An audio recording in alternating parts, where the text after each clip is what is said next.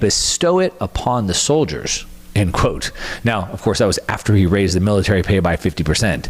Now, that tells you where the empire's priorities were. So, of course, this led to massive political chaos. Between 2035 and 2085 AD, Rome had something like 20 to 26 emperors in just 50 years.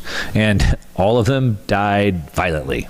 The empire split apart, trade broke down, taxes skyrocketed, and by the end of the century, barter replaced money in many of the regions because the money had become worthless. Now, the lesson here is very clear. When gold doubled against Rome's money, it wasn't prosperity.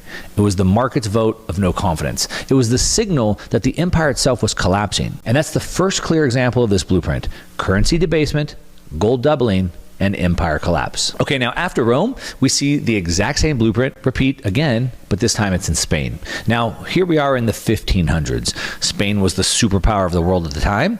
They had colonies stretching across Europe, the Americas, Asia, and most importantly, they had something nobody else had.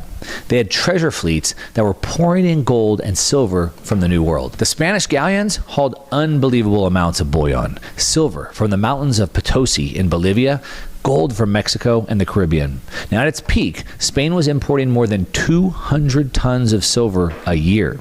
Historian Earl Hamilton, who studied the Spanish economy from 1500 to 1650, documented this in great detail. He showed how prices across Spain and Europe exploded right alongside the bullion inflows. All right, that's what we call the price revolution. From about 1500 to 1600, prices in Spain rose about 4 times. Across Europe, prices went up by a factor of 6 over 150 years.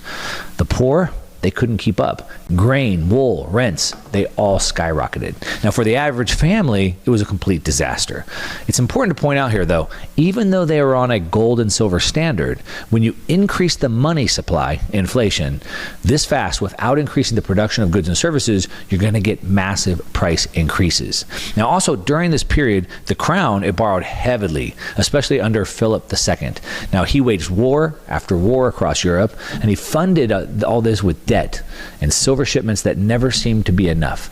By 1557, he defaulted on his debts, then again in 1575, again in 1596, and again in 1607. 4 defaults in just 50 years.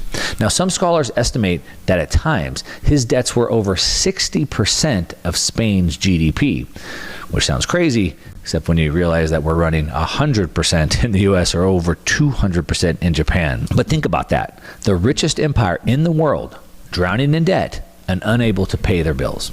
Now,